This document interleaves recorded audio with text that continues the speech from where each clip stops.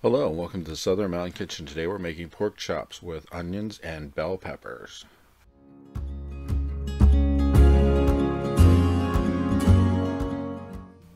Okay, to start with, you're going to put about 3 tablespoons of olive oil into your pan and get it heated up. Make sure you kind of coat the bottom of the pan by moving it around a little bit.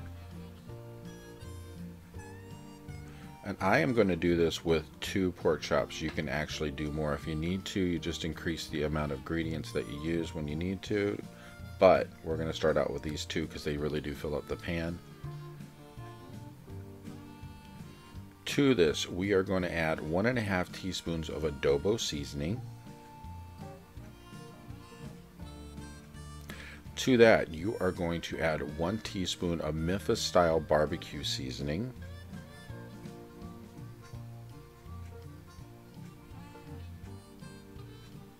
Then you're going to add 1.5 teaspoons of steak seasoning. Yeah, I know it's not a steak, but still it gives it a great taste because of the flavor that this gives off.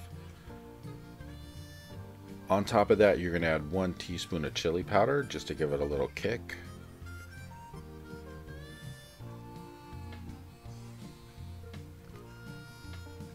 To that, you're going to add a teaspoon of paprika. Just make sure that you are evenly dusting the top of these with all of this. You want to get it completely put around all of the pork chop, not just in one place. And then on top, we are going to add salt and pepper, which is about 1/2 teaspoon of salt and 1/4 teaspoon of black pepper, just to give it a little bit extra. Now, as you have it in your pan, go ahead and flip it over so that way the seasoning is underneath and mixing with the oil.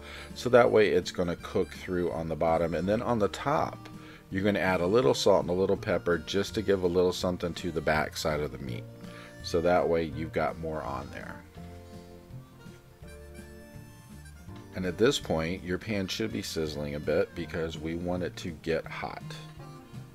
And you're going to keep cooking this through until your pork chops are cooked thoroughly, which means you're going to have to pay attention to it just to make sure you get that right.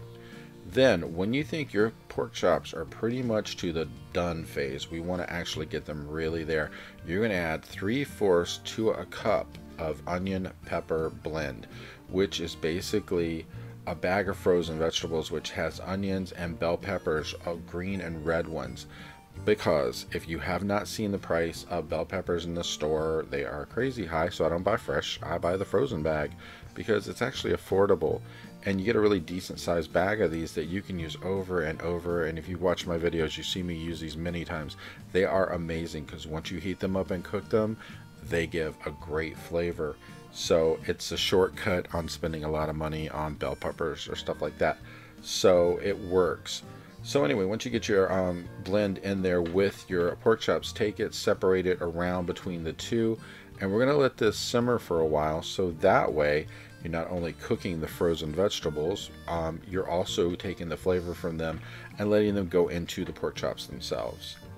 And you're going to keep turning it around a bit as you go, flipping the pork chops and then moving around the bell peppers and the onions to actually make sure that they are cooking as well, but it's also giving the flavor to the meat. Just make sure that when you are cooking this, that your pork chops cook completely through. You do not want to eat raw pork. It's not good for you. It will make you very sick. So as you can see in my pan, I have really cooked these through. Everything is really sizzling and cooking away, and the flavors are mingling, and that's the best part about it. Now, one thing you probably will need is a slotted spoon, because when you take out the pork chops and put them on your plate, they're going to look a lot like this. And if you take the slotted spoon, you can spoon the peppers and onions over top.